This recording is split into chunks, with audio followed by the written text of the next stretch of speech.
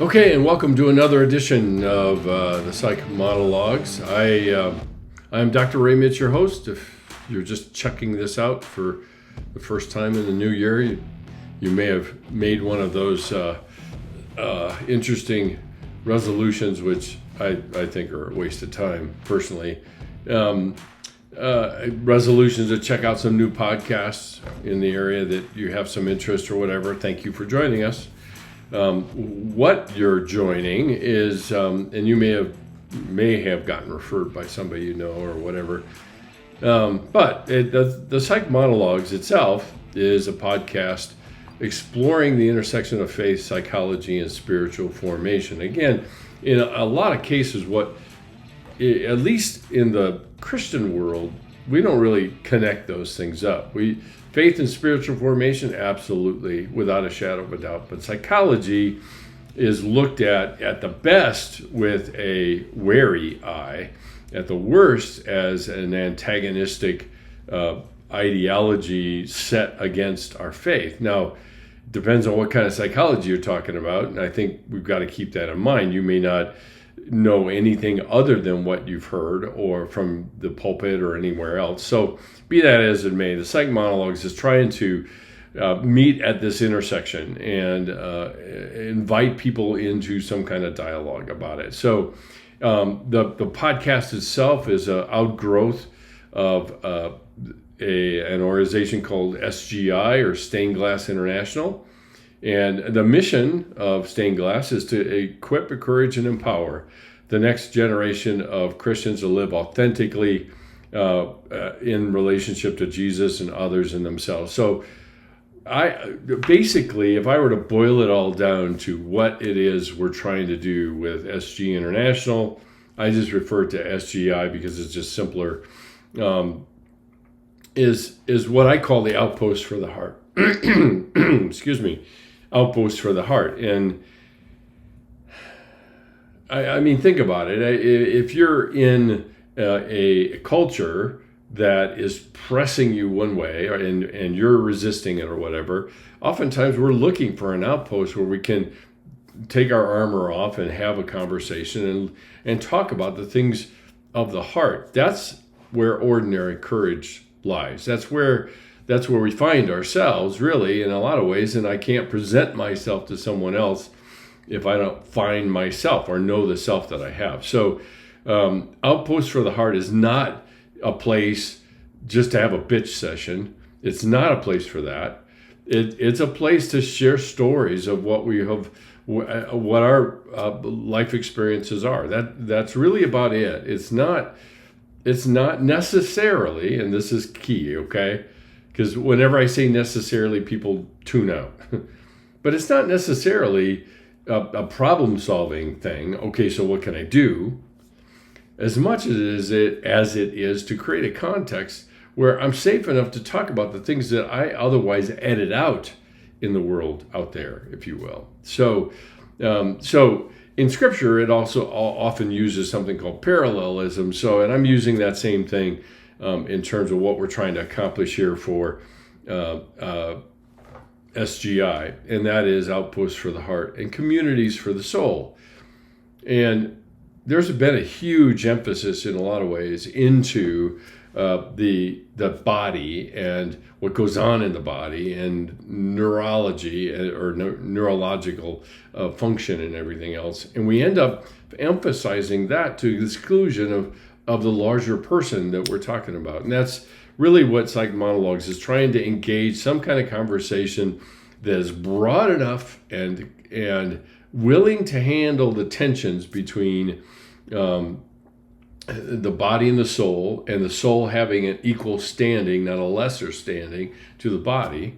The body we can see, obviously. So that's kind of the landscape of what I've been heading toward as Psych Monologues have grown and as SGI has been birthed. And so pull up a chair. Welcome to January 2nd. We're in a new year, and that's why I'm trying something new this time with a video blog. A few years ago, they used to call it a vlog, but it doesn't quite have the ring to it, I suppose. So If you're interested and you want to see the video component or watch what I'm doing as I'm talking on the podcast, you can do that. You can find it at drmitch.com and look under the Psych Monologues podcast, and you'll see it there. There will be a blog entry, and I'll have to update you later. The other place to look is in the blog itself. The Out of Ashes blog, you might find it there too. So if all else fails, and you want to find it at YouTube, it will probably be there, and then we'll kind of embed it in the Psych Monologue or the Out of Ashes website. You can find it at bitl.ly, and be careful, because I tried to do this in my own browser. When I did it, it forced me into bit.ly.com. While that is the service I'm using to shorten this ridiculously long and idiotic web address, it will force you into that, and then you'll be saying, where in the heck is this thing? So it's bit.ly, and then / Psych Monologues, and you'll find us there. So if you like it, give me the feedback. I can take it. I'm open to feedback if you want to see this more often, and certainly I have in the back of my mind, if Lord willing and the creek don't rise, we're able to get some interviews, and we'll have some interviews that will also have a video component to it. So this is kind of the foray into this media and trying it out for size and seeing how it works. So in a sense, with SGI, as I've thought about it, it's like we've gotten on the SGI plane and we're just taking off, and you can't get your tray table down. You're stuck there listening to the safety the safety spiel that the flight attendants are telling you. Some will make it kind of entertaining, I will grant you that, but I'm not going to be that entertaining, I don't think.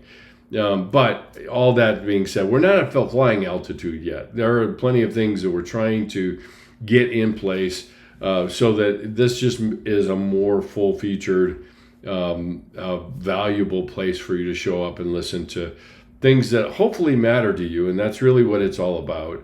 The things that are relevant to where you live and how you relate, how you think, and how you feel really about living life with yourself and others and Jesus. So all of that is part of SGI. It is also part of the Psych Monologues and my effort. Now, what I want to do, let's finally get to the crux of the matter here, rather than all this housekeeping stuff, is what I want to do, just to get out of the gate for the year, is to talk about something that I have seen over and over again in a lot of people's interactions with each other, and certainly the younger generation's interactions with the older generation. And I can speak to that because I'm part of that generation.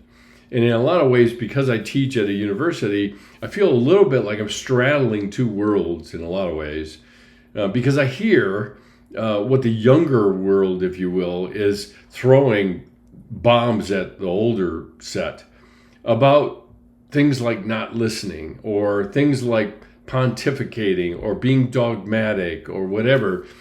And what I want to say before I even get into this is the reality here is this is a blade, okay? This is a blade. This blade will cut both ways. It cuts into both generations and both populations. Now, I am not, and hear me, I am not going to walk into no man's land where I can get shot by both. Although I have been there, and it's not pleasant, but I'm willing to go there. And that's what today really kind of represents. Is I want to go in and call each of the quote unquote warring parties out to no man's land to say, let's have an honest conversation. Now, the keys to this conversation is what I would call connecting or correcting. And the older generation tends to err on the correcting side, and the younger one errs, and it's an error, it's it is an error on the connecting side. And you say, well, how can connecting be an error? Because it's to the exclusion of everything else. Both are errors, okay? Both are errors, but they say, I want you to come to my territory, or you're wrong, and we can't figure out how to adapt, not change our language to say the right thing, because that's easier. We will do that, and nothing changes, I might add, just because you change your language about it. And that's so even in a larger culture. We've changed the language about a lot of things, but that doesn't change the reality of it. And so that being said, I want to lay out some pitfalls and problems in both of those things, and then try to bring the two together by the end and see kind of where we are with all of that. So let's start with correcting. And I know this one because this is part of my generation, where the emphasis was on really right thinking and right practice. And on a previous podcast, I've talked a little bit about that. The orthodoxy, which is right belief, and orthopraxy, which is right practice. Okay, right practice. And there's a third one that I talked about on the previous podcast, and you can go looking for it if you want, if you're really interested. But it's something that is called orthocardia. So instead of orthodoxy, right belief, and you can see where this is going if you anticipate the word, all right? Or orthopraxy, right practice, versus orthocardia, which is right heart. And correcting, in a lot of ways, even the younger generation, I see this with them, with each other, is the error is made that I have to change how somebody else thinks rather than anything else. Because the belief is that how we think is so important that once I change, quote unquote, how I think, then my behavior will change. And while there is a germ of truth to that, because a lot of our false beliefs, really do drive our behavior, and particularly in this debate between generations, that's for sure. But we make our priority what someone is thinking rather than the person themselves, him or herself. And like I said, there's an error in here that says, if I can get you to think differently just by telling you how to think differently or pointing out the errors in your thinking, then things will be better for you. And the interesting thing about it is that it is experienced. Now, intent is not the same as how something's experienced, but it is experienced as an imposition on another person. The other person feels like, my relationship with this person is in danger. And if I don't comply, which is all it is, if I don't comply, then I will lose my relationship with them. Well, excuse me. I got to take a drink here. I feel it coming. That's the one thing that's missing here, which is holding on to both things, right?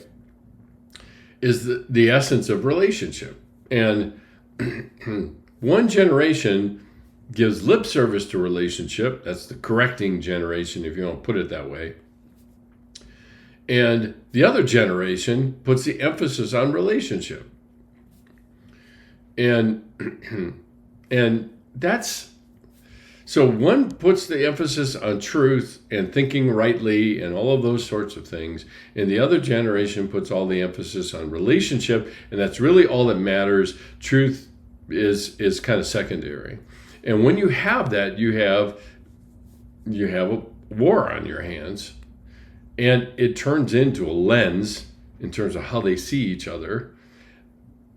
But because of the threat of loss of relationship, which is so important to the other person, they will comply with the right thinking thing thinking that that's the only way that I can keep somebody else in relationship with me is if I think rightly, think how they want me to. So in essence, what it does is it steals their right to choose.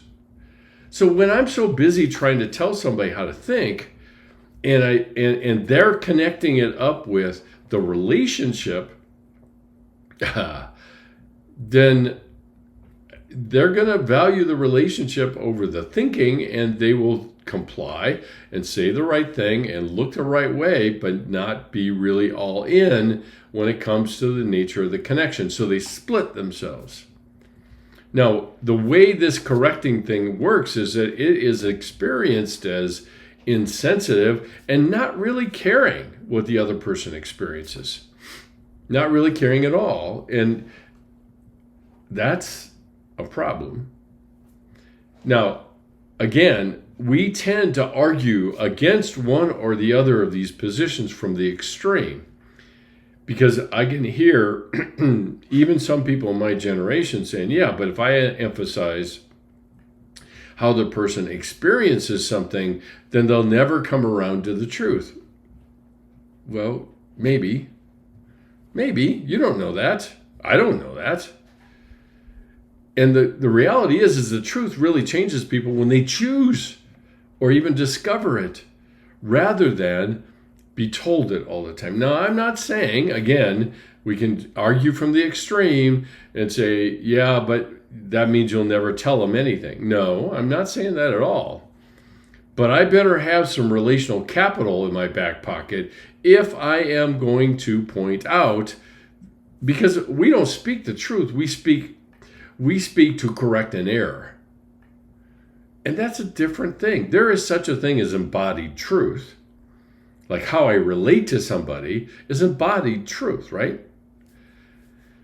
So it is experienced by the other person, and you can choose, just like I'm saying here, you can choose how you want to. And a lot of people will say, no, I don't. They won't say it, all right? They won't say it.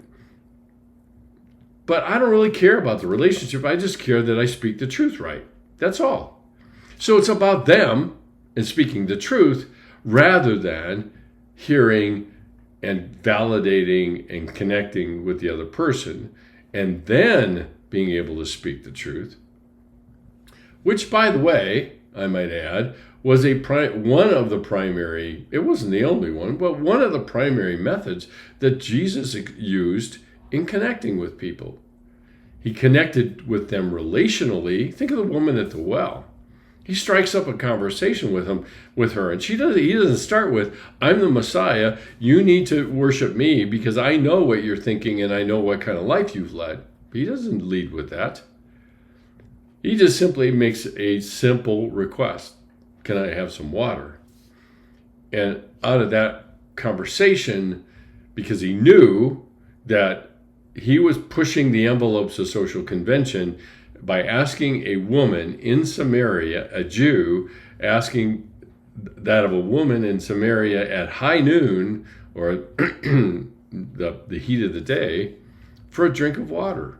He knew that. He knew what that was going to push, and she reacted probably as he anticipated and said, who are you, a Jew, asking me, a Samaritan, to give you water? And now we've got a conversation because she's asking a question of him. So the thing to keep in mind is that when we make it our correcting how somebody thinks and making a priority of speaking the truth. Now, we love to clothe it with speaking the truth in love. Yeah, okay. What does that mean? Sometimes speaking the truth in love means not speaking at all. So, low priority here is the relationship. High priority is right thinking or orthodoxy. And it implies, and this is not lost for those that are part of my generation, and I'll just say this, I was born in the 50s, okay? But it is experienced by this generation as you really don't care about me as a person. You only care what I believe. And there are some of my generation who would probably say, yeah, you're right. I do care about what you believe, because you as a person and where you go in relationship to God or anything else is problematic. And there's a germ of truth there. But the thing to keep in mind, us correcting people, is it diminishes the importance of another person's story or their history, particularly with the church or the Bible or God or people of faith who can be, I think we would all agree, can be very dogmatic, very platitudinous, filled with platitudes, and it's a little bit like putting a Band-Aid on a bullet wound.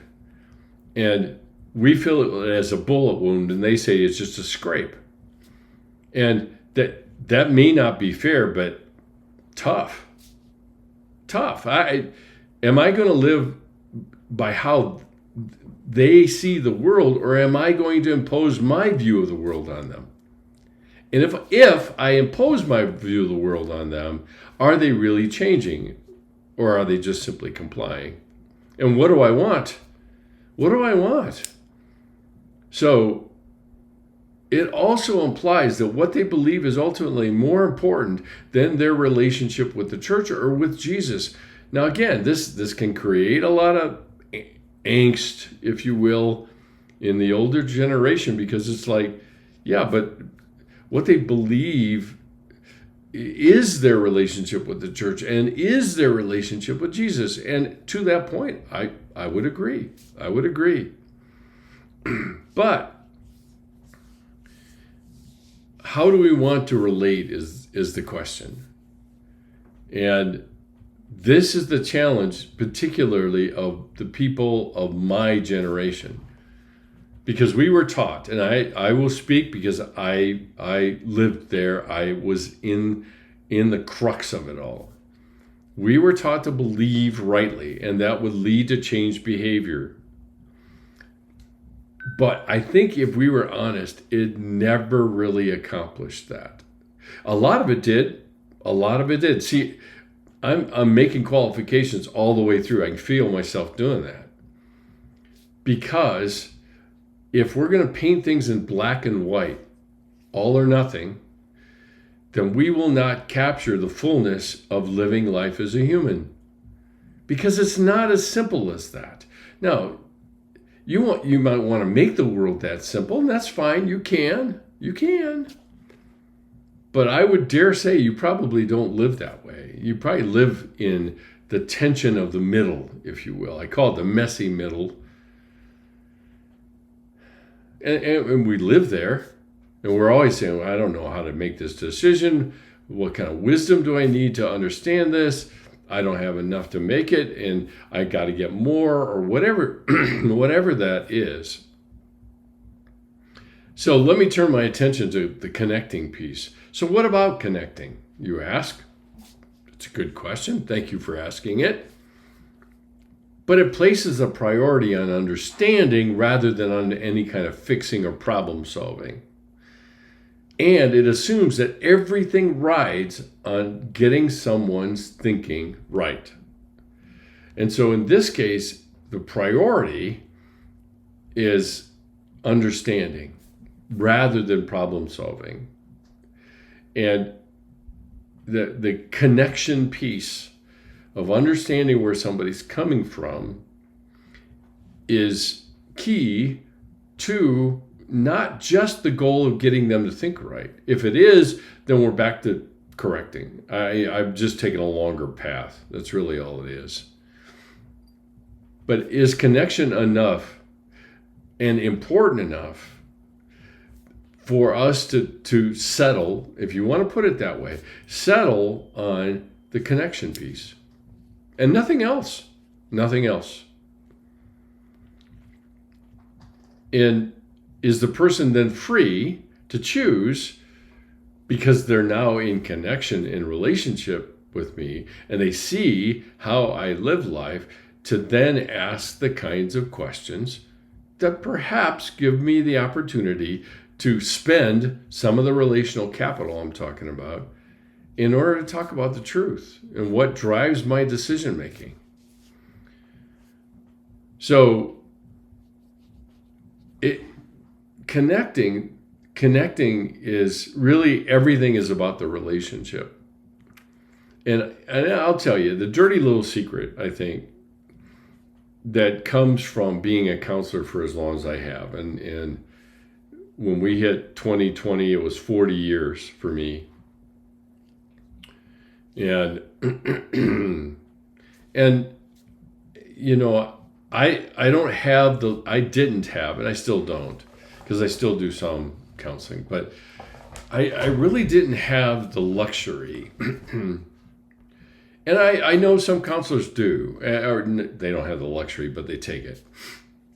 I didn't believe I had the luxury when somebody comes in and says, I struggle with some kind of compulsive behavior. And in my way of thinking, there's a story behind that kind of succinct summary statement. And I think every counselor listening to this, if they are, would probably say, yeah, there probably is. And I need to know that story before I start leaping into this pool. And that's a counselor's way of thinking, if you will, okay? I am not asking everybody to be a counselor, but I am asking people to be committed to relationship, which requires the same kinds of skills that we uniquely provide people in the counseling office. You're not immune just because you're not, quote unquote, a counselor. You're not immune from that responsibility to connect with people. But that means hearing the story first rather than wading in with all of these fixing comments or problem-solving comments to get it fixed for them. Are they asking for that? And, ultimately, I mean, if you're really going to push that envelope, you could say, what do you want from me? But most people are going to say, I don't know. I just want somebody to listen. Oh. Now we've got a clear decision to make, right? Because how do I listen? Do I listen to correct or do I listen to connect? So they really don't buy what we're saying, particularly the correcting people. They really don't buy what we say in terms of the Holy Spirit being the one who actually changes people when we spend all of our time trying to change them. Okay, so going into this, see, correcting is an either or way of thinking. This is more of a both and way of thinking. And either or is either it's this or it's that, black or white, all or nothing. Both and says, yeah, it's both of these things. But we don't like that level of uncertainty and ambiguity. We hate it. And that's why we reduce the world into nice, easy, clean little categories. And essentially what it does in this connecting idea is it affirms that the connection lays the foundation for potential belief change. Potential belief change. It does not guarantee belief change. It does not guarantee belief change. Do I have to say that again? So it doesn't, if we say that I believe the Holy Spirit is actually what changes people, but then I spend all of my time trying to change people, then there's a disconnect then, right? It's like, well, if I don't do anything, then the Holy Spirit won't. Well, that's what's implied. And maybe the fact that I can relate to somebody graciously with acceptance, no matter where they are, no matter what their sexual orientation is or what kind of relationships they're in or whatever, I can accept people where they are, that perhaps then we can have a conversation about that. Maybe we don't. And then I am just a building block in a bigger picture, a bigger mosaic that God is creating of this person's life. So there's one thing I want to make sure that you understand is that connection provides a context. It provides a context. You can't exercise the possibility of changing your beliefs if you're not in a context that you feel safe enough and allows you to discover the flaws in that thinking.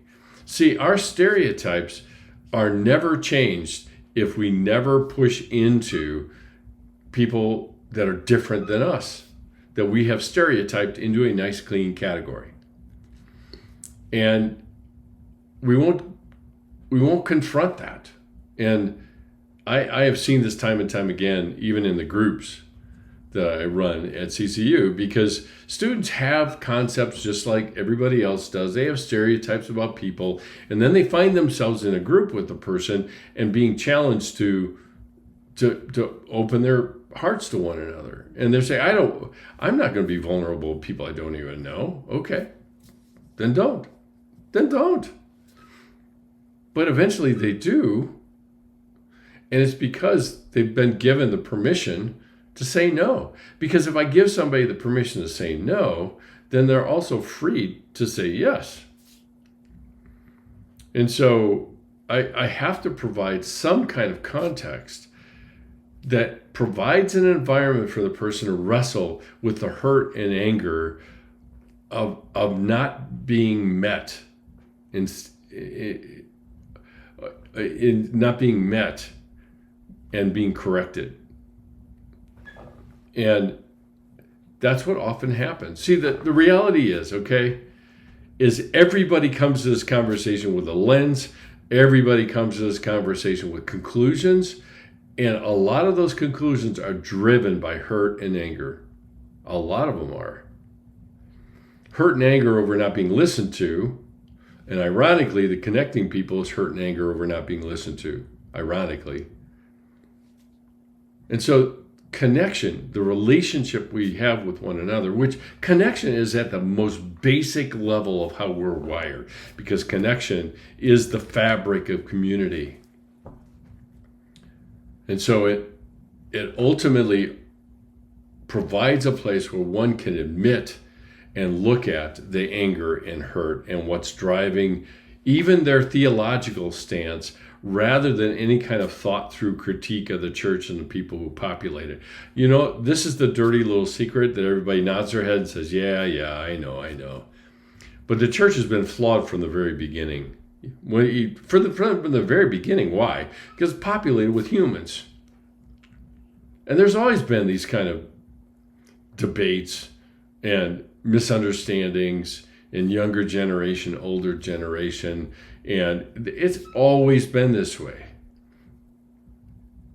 And I would hazard to guess that if there are anybody that have come together to look at their preconceived notions, stereotypical notions of one another, and simply sit down and have a conversation, dialogue about life as they experience it, with both parties being committed to listening, not listening to correct, but listening to understand,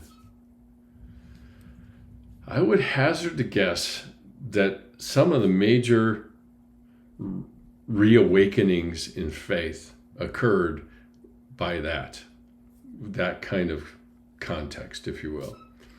So the last thing is it provides a place to explore our disappointment with God safely, and even make it possible to change that perspective that allows him to define himself rather than him being defined by our own need for comfort or happiness or ease or anger at him, and let's face it, a lot of our anger is built on a disappointment with God in not fulfilling our expectations of how he should be.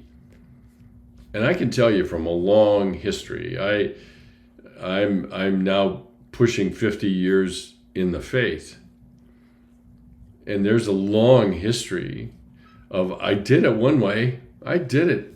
I towed the line. I thought the right way. I did all of those things. But the problem is the longer I did that, it became a contract with God that he didn't sign.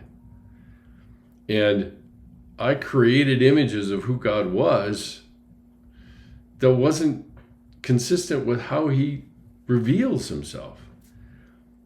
And our anger then comes at that, and our hurt does too. And that doesn't diminish the importance or the feelings of abandonment and hurt and anger. You'll find them written all over the pages of Scripture. If you want to look, you will find them in the prophets, like Jeremiah, who was really pissed at God.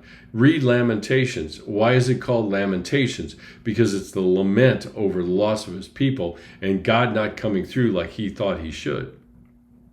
Sound familiar?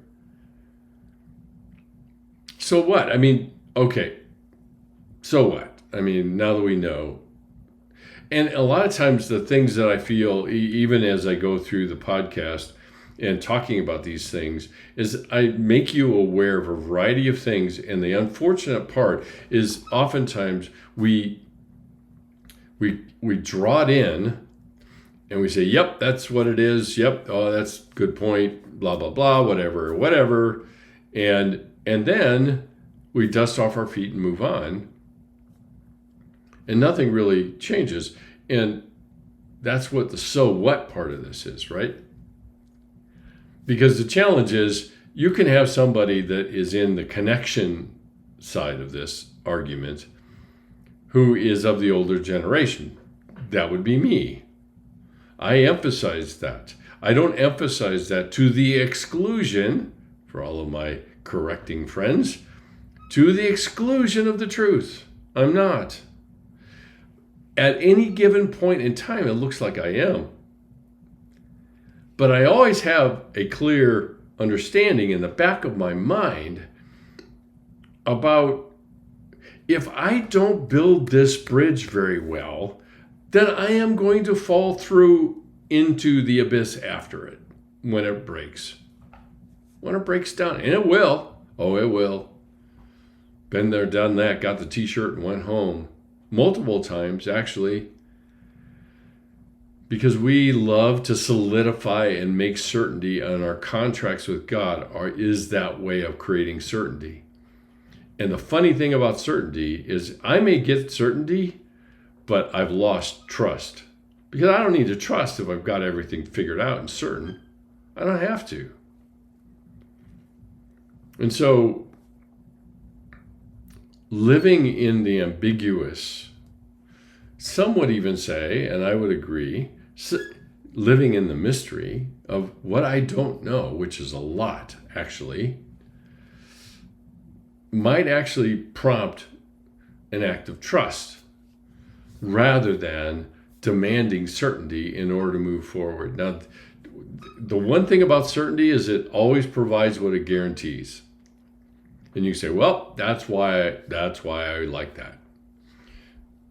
But the one thing about trust is there's no guarantee of outcome, but there is a quote unquote guarantee of connection. Is that enough? And I think for a lot of people, and I've been there, I think for a lot of people, connection with God isn't enough. He's got to produce, because only then the connection is really worth it. And so it's not really a connection, it's a trade. And our words are betraying us then, because it's not about connection, right? It's about outcome. And that's a key aspect that I think we have to wrestle out in our relationship with God and with each other. I mean, we go into relationships doing exactly the same thing. So, okay, so what? Well, here we are. We're sitting at, January 2nd. And we sort of still in kind of this holiday mode. And then you go into and dive into the relationships that probably haven't changed much since you left them back in 23rd or 24th of December. They're still there. They're still waiting. Then what difference does it make in how you relate to somebody? And it's a really hard habit to break, this correcting thing. It's a really hard habit to break. But if I can find a way, and I say me because it is still me, even in where I'm at. I mean, I because of the years I've done this and all the reading that I've done and everything else, it's tempting to take all the content and just back it up and dump it on people and say, there, it'll make things better. And it's like, when I really look at it, it's just to look important when it really comes right down to it. Look, wise or whatever crap that I'm kind of trying to come up with. So I guess the question then becomes is, how do you relate? And I have said this before, but the process of change always starts with awareness. So you go through your day and you notice how you relate to one another, other people in your life. Are you parsing what they're saying to correct them, or are you just reveling in the things that they're telling you about and asking questions and trying to understand it a little bit more fully? And it's just as subtle as that. It doesn't seem like much, but it's as subtle as that, because it's a change, and your awareness then turns into, oh, there it is. I saw myself do it. It's called identification. And so now that I've identified it, now I can start making some changes. And then I go back. So I try to make some changes and I do less of that. Not all or nothing. Don't fall back into that again. But I do less of that. And then I see the outcomes. And I judge the outcomes by how the other person relates to me, what our relationship is like. And then reevaluate and try it again. And it's always try it again. It's never, now I got it. Because as humans, we're always dealing with moving targets, namely other people and ourselves, I might add. And see what happens.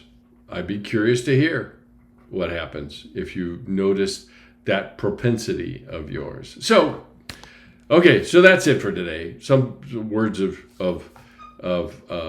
I'm not going to say wisdom, but words to consider for the day. And this is a rare time. I don't usually do my podcasts in the middle of the day. So I'm if you look at the video, I'm constantly trying to control the light sources, and so I don't look too washed out here. But end of program reminders, just a couple of things to keep in mind. If you have questions, DM me on Instagram. I'd be happy to entertain them, maybe even put them onto the website, put them into, I should say, the podcast. And then we also have a new feature, and this is new for the year.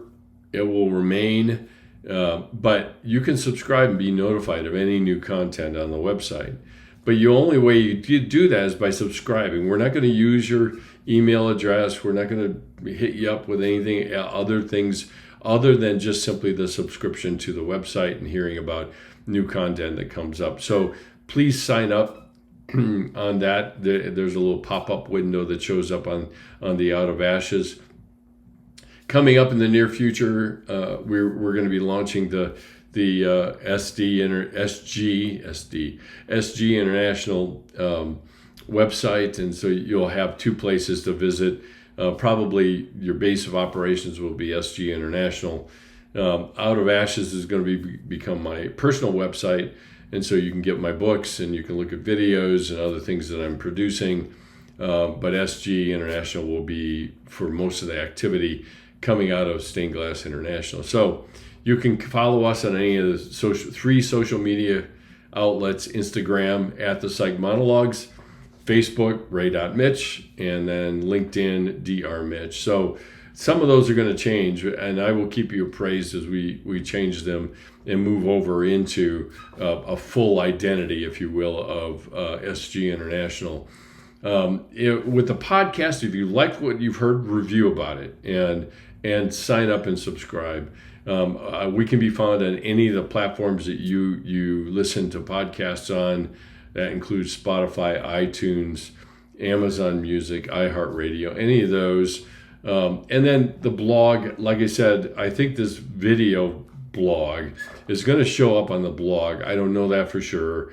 But the only way to find out is hit the website and see what you think. And I gave you the backup so that if it doesn't show up on the website just yet, you can get it and look at it on my what is it called? My YouTube channel. So if you're interested in partnering with us, we are very grateful. I am most grateful. And we need to continue to grow the scholarship fund for the silent retreats. And we also just need support for the overall mission of SG International because of this year, I think, Lord willing again, we will be producing a variety of resources and things for groups that people want to start up. Groups, don't know what we call them. I'm open to any ideas. But if you're interested in partnering with us, I am ever so grateful. This is not a cost-free undertaking. And so your gifts and donations are tax deductible. And so you can do that on the donate button at the bottom of the Out of Ashes website, my website, drmitch.com. If you prefer to do a physical check, you can send it to Stained Glass International, P.O. Box 160, East Lake, Colorado 80614. You make your check out to Stained Glass International or SGI, either one is fine. And we would be ever so grateful for your support in supporting the website, in supporting our podcast, and supporting our efforts to resource people that are interested in creating outposts for the heart. So there it is. Thanks so much for staying with me all the way through this kind of pilot edition of a video blog and the regular blog. If you just want to consume that, you're going to find that in your usual places. But thanks so much for joining me. And as always, love ya. Later. Bye.